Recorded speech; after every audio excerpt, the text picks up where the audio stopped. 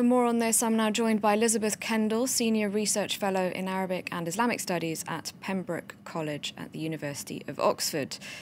Hello, thank you very much indeed for your time. Now, why has the US administration made this call for a ceasefire in Yemen now? I think the time is right for the US to make this call. Patience has run out in the international community. We've seen a UN report come out in August which detailed war crimes not only by the Houthis, but by the Saudi-led coalition as well. And coming on top of the Khashoggi case, it really does seem increasingly difficult to believe the Saudi narrative on events. I think that if the administration hadn't moved, then Congress would be pretty close now to saying we should not be supporting militarily the war in Yemen, nor selling weapons to Saudi Arabia. So really, Mattis had to make a move at this point. We heard both from Mattis, but also from Mike Pompeo, the US Secretary of State, and he called on Saudi Arabia and its allies to stop their airstrikes on populated areas in Yemen. But he appeared to say that the Houthi rebels must make the first move by ending attacks against the Gulf states. What do you make of that? What are the chances of the Houthis making the first move? I think if the Houthis are offered sweeteners, perhaps even behind the scenes, and given a way of also being able to claim some kind of successful outcome in this war, then they could be persuaded to go to Sweden and to join these peace talks. But we have to look at the reality on the ground that the US is having to confront. Its support for the war on Yemen has not worked. It has not been a short war. It's now been going on for 3.5 years. The casualties, according to the UN, are over 10,000 fatalities. But according to independent research groups, it's over 50,000. As your report said, there are 13 or 14 million Yemenis on the brink of famine. And 2/3 of the Yemeni population lives in Houthi areas. So the reality is, this war is at stalemate and it's not being won. So really something needed to happen. And I think this is a recognition by the US administration, by Mattis, that they really need to push now for peace much harder. September talks, though, didn't materialise. Is there reason to be more optimistic about talks in November? You mentioned the Houthis being given incentives to come back to the table because they didn't end up showing up the representatives last time.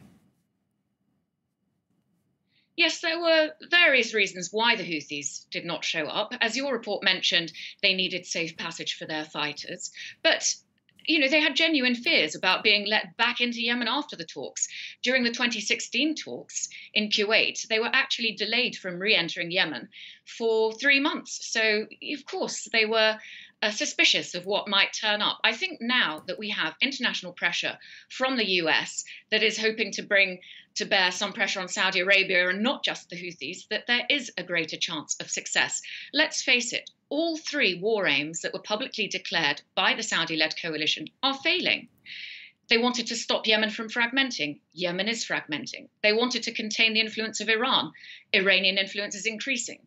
They wanted to restore the government of so-called legitimate President Hadi, and he's not even inside Yemen. So I think everyone's now focused on finding a successful outcome and giving the incentives that are required to achieve that. Now, when we heard from Jim Mattis yesterday, he said, quote, enough time has been spent on subordinate issues. Now it's time to move forward on stopping this war. Do you have any idea what he meant by subordinate issues? I'm not sure what he meant by subordinate issues. He may have meant that enough time has been spent on trying to stem the militant jihad movements inside Yemen, and that actually, really, what will ultimately help to stem those movements will be stopping the actual war, because we know now that militant jihad groups like Islamic State and Al-Qaeda in the Arabian Peninsula are actively recruiting along the battlefronts, much more than they are now in tribes inside Yemen. So that is a worry. And the way to tackle that long term will be to stop the war.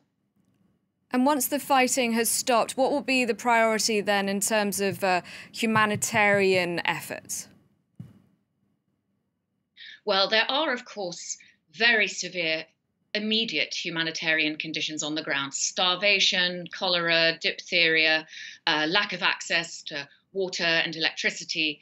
Of course, these need to be dealt with. But if Yemen is ever to get back on its feet, the much more long term serious issue is an entire generation of children and youths who have known very little other than war and conflict, and who are out of school. More than 2 million children are out of school. Who's going to rebuild this country? Who's going to be able to take control of Yemen's future?